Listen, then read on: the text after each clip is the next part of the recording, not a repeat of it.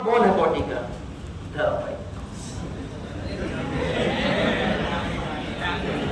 तीसरी टांग आ गई। देखो ये जो बोन है मोटा वाला बोन, ये टीबिया है। ये क्या है बेटा? और जो पतला वाला बोन है ये फिबुला है। क्या बेटा?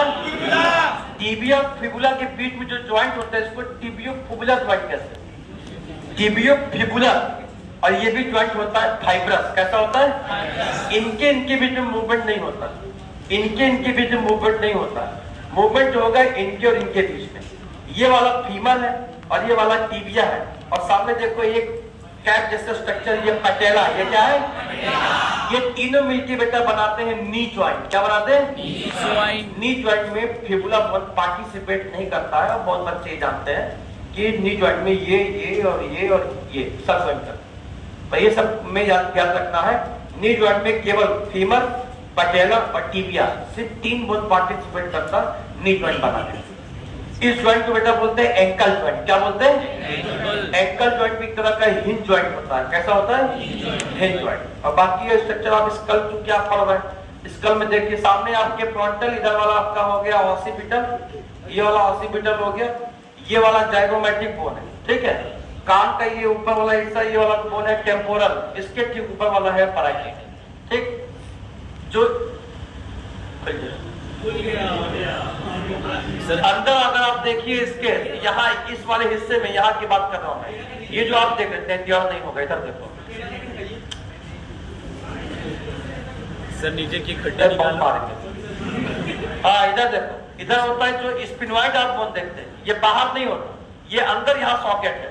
ये सॉकेट बनाई क्योंकि ये पीओपी का बना हुआ है। तो पीओपी वाले उतना अच्छा से नहीं बनाएंगे क्योंकि पीओपी बनाने वाला जो व्यक्ति होगा वो साइंस का विद्यार्थी नहीं होता है, उसको नहीं बताया कि जो नेचुरल जो डिप्रेशन या जो एमिनेंस या प्रोमिनेंस जो बनते हैं वो नेचुरल बनता है। ये पीओपी से उतना अच्छा नहीं बना पाएंगे, इसीलिए पीओपी का स्टडी मेडिकल कॉलेज में नहीं होता है। वहां पे जो स्कल होगा वो रियल स्कल होता है। जो रियल स्कल होगा तुम्हें उसमें छोटे छोटे प्रोसेसेस, छोटे छोटे फोरामेन वो सब दिखाई देते हैं। और ये बनाया हुआ है, तो बनाए हुए में ये लोग कभी भी फोरामेन नहीं दिखा सकते। तो गलती से जब मेडिकल कॉलेज जाइए तो आप गलती से इसको खरीद के लेके मत जाइए कि स्टडी करना, चलो उसको खरीद लेते हैं बाहर से, वो पूरी की पूरी स्टडी बेकार हो जाएगी। क्योंकि जब उसमें एनाटॉमी की बुक पढ़ोगे और उसमें जब पढ़ना शुरू करोगे कि यहाँ इस एमिनेंस, इस प्रोमिनेंस से पास होता है, यहाँ ये छोटा फोरामेन है, तो देखोगे फोरामेन है कहाँ है, दिख ही नहीं रहा, अब होता ही नहीं, बना ही नहीं पाएगा। ठीक है। तो जो कॉलेज में मिलेगा वो असली होता है, वही आप कोशिश करिए पढ़ने का, खोपड़ा वही मिलेगा आपको। खोपड़ा उसको आप ऐसे नहीं बोल सकते। हाँ तो बाकी ये सारे बोन हो गए। सामने फ्रंटल के बारे में बात हो गया। और इधर, हाँ इधर देखिए एथेमॉइड जो बोन की बात कर रहे हैं, एथेमॉइड बोन इस हिस्से में होता है, इधर से ये वाला एथेमॉइड है, इधर वाला लैक्रिमल होता है। कौन सा होता है? इधर जो नाक के ऊपर वाला ये जो हिस्से वाला बोन होता है ये नेजल होता है। ये क्या होता है? इधर नेजल, इधर है, दो नेजल हो गया। और नेजल के अंदर जो बोन मिलेगा वो टर्बिनी बोन होता है। कौन सा? सामने जो बोन आप देख रहे हैं ये वाला एक लाइन वाला बोन, ये होता है बूमर। क्या होता है? बूमर। ये बूमर बोन है। ये वाला पोर्शन मैक्सिला हो गया, ये वाला पोर्शन पूरा का पूरा ये मैंडिबल। ठीक। मैंडिबल ही सिक्योर आपका मूवेबल बोन है और कोई मूवेबल बोन नहीं होता। बाकी रही बात ऑसिपिटल कॉन्डाइल की,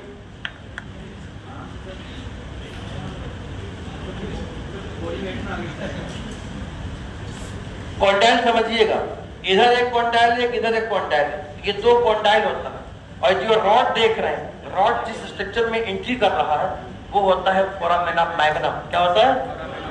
जैसे ये रॉड अंदर की तरफ गया है वैसे स्पाइनल कॉर्ड इस वर्टिकल फोरामेन के अंदर जाता है। ऑसिपिटल कॉन्डाइल दो है, एक इधर है और एक इधर है। तो जुड़ता कहाँ है? तो पहली जो वर्टिब्री है ये वाली, इस वर्टिब्री का ये जो सरफेस है, ये सरफेस, ये सरफेस, इस सरफेस पर स्कल ऐसे जाके फिट होता है। एटलस। और ज्वाइंट बनाता है कौन सा? ज्वाइंट पूछता है, ज्वाइंट का नाम इसको बेटा बोलते हैं कॉन्डाइलर ज्वाइंट। कौन सा joint? This is responsible for yes movement. इस तरह से ऐसे। ठीक। ये मूवमेंट जो होता है इसको बोलते हैं यस मूवमेंट।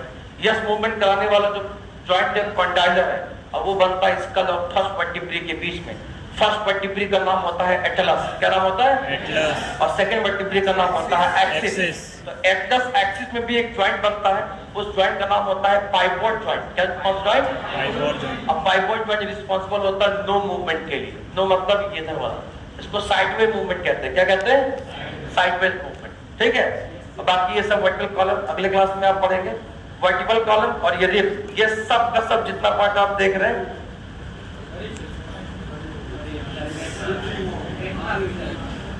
क्या है? कंकाल भी वैसा है। ये पूरा एक्सिस है। क्या है बेटा? ये देखो, ये पूरा एक्सिस का पार्ट हो गया। एक्सियल बोन देखो, ये पूरा वर्टिकल कॉलम है। ये रिब्स, ये पूरा हिस्सा ये एक्सियल है। यहां से किसी को ऐसे पकड़ के उखाड़ दिया जा सकता है, उखड़ जाएगा। अगर यहां से हाथ पकड़ के खींच दिया ऐसे तो पूरा ये हिस्सा उखड़ा जाएगा। बॉडी पूरा एक्सिस अलग और अपेंडिकुलर अलग। ये अपेंडिकुलर है, ये अपेंडिकुलर। ठीक है, इस अपेंडिकुलर बोन में आते हैं। आपके बॉडी में पीछे की साइड में एक बोन होता है, ये वाला बोन, इसको आप फील कर सकते हैं। ये स्कैपुला है। क्या है बेटा? स्कैपुला में ये देखो ऐसे एक जाता है बेटा, ये स्पाइन है। ये क्या है बेटा? इसी ये स्पाइन आगे जाके यहाँ पे एक स्ट्रक्चर बन के तैयार होते हैं, इसको बेटा बोलते हैं अक्रोमियन प्रोसेस। क्या कहते हैं? ये अक्रोमियन के नीचे एक कैविटी होती है, उस कैविटी का नाम होता है ग्लिनोइड। क्या नाम होता है? और ये ह्यूमरस का हेड है। हेड इसी ग्लिनोइड में जाके अटैच होता है और बनाता है बेटा बॉल एंड सॉकेट ज्वाइंट। कौन सा joint? Ball and socket joint. ठीक है, इसी से हम हर दिशा में मूवमेंट करा सकते हैं। ऐसे ऐसे ऊपर, इस तरीके से सारा मूवमेंट हो सकता है। बट ये देखिए अगला बोन, एक इसमें दो है, रेडियस और अल्नर। कौन है? तो रेडियस अल्नर क्वेश्चन आता है। लैटरल कौन है? अच्छा, लैटरल मीडियल पता है तुम लोग को? लैटरल मीडियन क्या होता है? एक लाइन पास करो ऐसे सीधा, इस लाइन को बेटा बोलते हैं मिड लाइन। क्या बोलते हैं? वो ऑर्गन जो मिड लाइन के करीब में होता है उसको कहा जाता है मीडियल। क्या बोलते हैं? और जो ऑर्गन मिड लाइन से दूर हो उसे कहा जाता है लैटरल। क्या बोलते हैं? अब इसे स्टर्नम की बात कहा जाएगा, तो बताओ स्टर्नम मीडियन होता है कि लैटरल? ये लैटरल है कि मीडियन? Ribs lateral. कैसा होता है? लैटरल। ठीक है, तो लैटरल मीडियन की बेसिस पे हम लोग डिफाइन करते हैं। आई बात समझ? तो ऐसे अगर आपसे इन दोनों में देखो, यहाँ दो बोन है, एक रेडियस है, एक अल्नर। अब आपसे पूछा गया है दोनों में रेडियस कौन है, अल्नर कौन है? कैसे पता? हाथ की एनाटॉमिकल पोजीशन कैसी होती है? ऐसे या ऐसे? ऐसे। पाम सामने की तरफ होना चाहिए। अगर पाम सामने की तरफ है, ठीक है, तो ये कहलाता है एनाटॉमिकल पोजीशन। कैसी पोजीशन? अब देखो यहाँ पे एक बोन ये है और एक बोन ये है। ठीक, इधर वाला जो बोन होगा ये बताओ लैटरल एक मीडियन? ये मीडियन होगा। क्या होगा? और ये कौन सा होगा? लैटरल होता है रेडियस। कौन सा? Radius bone lateral. और जो ये वाला बोन होता है ये अल्नर होता है। कौन सा होता है? Ulnar bone. ध्यान दीजिएगा, अल्नर बोन ये ऐसे यहाँ तक होता है, यहाँ एक नर्व पास होती है, नर्व का नाम होता है अल्नर नर्व। क्या नाम होता है? बॉडी का एकमात्र ऐसा नर्व है जिसके ऊपर किसी की कवरिंग नहीं, कवरिंग, इसीलिए इसको, इस वाले नर्व को म्यूजिशियन नर्व भी कहा जाता है।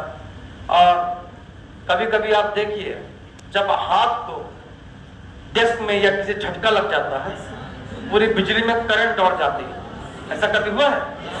एकदम शरीर में झंझनाहट हो जाती है, इसलिए इसको मैजिक बोन कहते हैं। क्या कहते हैं? Magic bone. इसको अल्नर, खासकर वहां जो नर्व पास होती है, उस नर्व की वजह से अचानक शरीर में जो बिजली दौड़ती है, थोड़ा गुदगुदी सा फील होता है। ठीक है, सडन एक ड्रामेटिक चेंज होता है बॉडी में, ये सिर्फ अल्नर नर्व की वजह से होता है ना। चलिए, ये तो हो गया। रिब को ध्यान से देखिए, क्योंकि जब रिब स्ट्रक्चर बनाएंगे आप तो आपको स्ट्रक्चर ये बार बार नहीं आएगा, बोन एक ही बार आएगा बेटा। रिब में अगर आप ध्यान से देखिएगा तो ये देखिए इतना ये बोन का पार्ट है, और ये जो व्हाइट कलर का देख रहे हैं ये कार्टिलेज है। क्या है बेटा? रिब में नंबर देखिए 1 2 3 4 5 6 और 7 रिब को ध्यान से देखो। ये रिब देखो डायरेक्टली जाके जुड़ा किसके साथ? स्टर्नम से। कहाँ जुड़ा है? जो रिब स्टर्नम से डायरेक्टली जुड़े होते हैं उनको ट्रू रिब बोलते हैं। क्या बोलते हैं? और इसको देखो 8, 9 और 10, ये तीनों बोन देखो आपस में कार्टिलेज जुड़े हैं और इनके कार्टिलेज 7 वाले रिब्स जुड़ा हुआ है, ठीक है। तीनों देखो पहले आपस में जुड़े हैं और आपस में जुड़े होने के बाद कहा जुड़ा बेटा 7 रिब्स है, ठीक। ये स्टर्नम जुड़ा नहीं होता है। ऐसे रिब को बेटा कहा जाता है फॉल्स रिब, क्या बोलते हैं, या इसी का दूसरा नाम है वर्टिब्रोकॉन्ड्रल रिब। क्यों बोला जाता है ध्यान सुनिए। वर्टिब्रो का मतलब होता है कि इसका डॉर्सल हिस्सा जुड़ा है वर्टिब्री से, कहां जुड़ा है, और वेंट्रल वाला जो हिस्सा ये जुड़ा होता है इस वाले कार्टिलेज से, 7th वाले कार्टिलेज से जुड़ा होता है। इसलिए 7, 8, 9 इन तीनों को कहा जाता है वर्टिब्रोकॉन्ड्रल रिब। क्या बोलते हैं। उसी रेफरेंस में अगर मैं पूछूं कि 1 से लेकर 7 वाले को क्या कहा जाएगा, तो देखो ये वर्टिब्री और आगे जुड़ा किससे, स्टर्नम से, इनका नाम हो जाएगा वर्टिब्रोस्टर्नल रिब। एनसीईआरटी में खोजते रह जाना, ठीक है, मेरे बोलेगा नहीं। और वर्टिब्रोकॉन्ड्रल लिखा हुआ मिल जाए और वर्टिब्रोस्टर्नल नाम नहीं लिखा हुआ मिलेगा। और लास्ट के देखो 11 और 12 ये दोनों रिब आगे किसी से नहीं जुड़ा होता है, फ्री होता है, इसलिए इस रिब को कहा जाता है फ्लोटिंग रिब। क्या बोलते हैं, फ्लोटिंग। या इसका अगर दूसरा नाम मैं पूछूंगा तो आप मेरे को बताइए, तब देखिए एनाटॉमी डॉक्टर बनने पर। वर्टिब्रल रिब क्या नाम बोलेंगे, क्योंकि आगे न तो ये कार्टिलेज जुड़ा है और ना ही किससे जुड़ा है, स्टर्नम से। तो चूंकि नामकरण हम लोग इसी बेसिस पे कर रहे हैं, कौन कहाँ जुड़ा है, कहाँ जाके एंड हो रहा है। तो चूंकि ये खाली जुड़ा है किससे, वर्टिब्री से, तो नाम खाली क्या हो जाएगा, वर्टिब्रल रिब। जब ये नाम पूछेगा तो ये एकदम नया सवाल बनेगा और इससे केवल कॉन्सेप्ट के बेसिस पे, और वो इनका। तो क्वेश्चन आएगा टोटल फॉल्स रिब कितने होते हैं, 5 होते हैं, 3 बता रहे हैं। कितना होता है, 5, 3 वर्टिब्रोकॉन्ड्रल और 2 होता है कौन सा, फ्लोटिंग। टोटल होते हैं 5 पेयर, जो 3 पढ़ रहे हो। हम पढ़ाया 3 दिन, अच्छा पढ़ाया, हम पूछ रहे हैं टोटल कितने होते हैं। अगर फॉल्स रिब पूछेगा तो कितना होता होगे, 5 पेयर। और अगर पूछेगा वर्टिब्रोकॉन्ड्रल कितने होते हैं, 3 पेयर, कितना होता है, क्लियर हो गया। फॉल्स रिब का परिभाषा यही है, वो उस रिब को फॉल्स कहा जाता है जो डॉर्सली जुड़ा हो वर्टिब्रल कॉलम से और वेंट्रली स्टर्नम से ना जुड़ा हो। ये फॉल्स रिब का कॉन्सेप्ट है। ट्रू उसको बोलेंगे जो डॉर्सल जुड़ा हो वर्टिब्रल कॉलम से और वेंट्रल जुड़ा हो किससे, स्टर्नम से। ये कंडीशन अगर है तो वो ट्रू रिब, ठीक। रिब से रिलेटेड बात। अब वर्टिब्री देखो, टोटल वर्टिब्री का नंबर होता है 26। इनमें सर्वाइकल 7, थोरैसिक 12, लंबर 5, सैक्रम 1, और जो सैक्रम 1 बोन होता है उसमें 1, 2, 3, 4, 5 बोन से जुड़ के बनता है। सैक्रम की पोजीशन दोनों पेल्विक गर्डल के बीच में होती है, ठीक। ये होता है पेल्विक गर्डल। क्या होता है बेटा, पेल्विक गर्डल। पेल्विक गर्डल में ध्यान से देखें तो यहाँ पे कैविटी है ना, ये कैविटी, एक कैविटी यहाँ, एक कैविटी साइड में होता है। देखो जहाँ ये फीमर का ये हेड वाला पोर्शन जुड़ा होता है, 2 गड्ढा है, एक यहाँ है, ये सॉकेट है, ये क्या है, पर ये सॉकेट नहीं है, इसको फोरामेन बोलते हैं। क्या बोलते हैं, जब आर पार हो बोन के अंदर कोई भी ओपनिंग, उसको फोरामेन बोलेंगे। क्या बोलेंगे, इस फोरामेन का नाम होता है ऑब्टुरेटर फोरामेन। क्या नाम होता है, ऑब्टुरेटर फोरामेन। और ये जो कैविटी इसको बेटा बोलते हैं एसिटाबुलम। क्या बोलते हैं, एसिटाबुलम। यहाँ इस फीमर से जुड़ा होता है, ये सब नाम लिखवाऊंगा पर अभी आप जानते रहिए क्योंकि स्ट्रक्चर आपको ध्यान। बड़ा वाला नाम होता है इलियम। क्या नाम होता है, इलियम। और नीचे वाला नाम होता है इशियम और बगल वाला होता है प्यूबिस। 2 प्यूबिस आपस में जुड़े होते हैं कार्टिलेज से। कार्टिलेज का नाम फाइब्रस कार्टिलेज होता है, इसका स्वभाव होता है, और कार्टिलेज का नाम होता है प्यूबिक सिम्फाइसिस। क्या नाम होता है, और यहाँ बीचों बीच होता है, ठीक। तो ये पेल्विक गर्डल के लिए सवाल है। पेल्विक गर्डल में ये जो ऊपर का हिस्सा देखते हैं, ये ऊपर का हिस्सा प्रोमिनेंट होता है, इसको इलियक क्रस्ट कहते हैं। तो कमर पे जो अब आप हाथ रखने के बाद जो हड्डी टच में आती है वो इलियक क्रस्ट है। क्या बेटा, ये एकदम प्रोमिनेंट होता है। मेल फीमेल का पेल्विक गर्डल अलग अलग होता है। फीमेल का पेल्विक गर्डल क्या होता है, ब्रॉडर होता है, और मेल का पेल्विक गर्डल क्या होता है, नैरो। नैरो और ब्रॉडनिंग का काम एक हार्मोन का है, नाम बताओ हार्मोन। टेस्टोस्टेरोन मेल में क्या करता है, ये पेल्विक गर्डल को नैरो में हेल्प करता है, और एस्ट्रोजन जो हार्मोन होता है वो फीमेल में पेल्विक गर्डल को ब्रॉड करता है। ठीक है। तो ब्रॉडनिंग ऑफ पेल्विक ये डिपेंड करता है हार्मोन पर, और ये कम है बेटा एस्ट्रोजन और टेस्टोस्टेरोन का। ठीक है, इसी से किसी भी स्केलेटन को देख करके आप आइडेंटिफाई कर सकते हैं कि ये मेल का है किसका, ये पूरे स्केलेटन की बात है। ठीक है, बाकी इस हिस्से को पहचानना इतना आसान नहीं है कि ये मेल का है कि फीमेल का है। फीमेल है। अगर इसका मुंह टेढ़ा हो जाए थोड़ा सा तो फीमेल का होता है। ठीक है ऐसा। Yes sir. सेल्फी लेते समय क्या बताए, निपट गई होगी। ठीक है, अब इसका मुंह ऐसे टेढ़ा हो गया होगा। हाँ? दिमाग एक से एक विद्यार्थी, स्कल में दिमाग तुम्हें कैसे मिल जाएगा, वो तो खा जाएगा ना, तो डिस्ट्रॉय हो जाएगा। तो सर खाली है ना, लड़की का खाली होता है तो लड़की का है ना सर। मैं स्केलेटन की बात कर रहा हूँ, स्केलेटन में तुम्हें दिमाग नहीं मिलेगा। ये है ब्रेन बॉक्स, क्या है बेटा, तो खाली स्कल में तुम्हें अंदर खोखला मिलेगा, कुछ जगह नहीं रहेगा। हाँ तो सर लड़की का हुआ ना सर। सेल्फी तो विकास भी लेता है।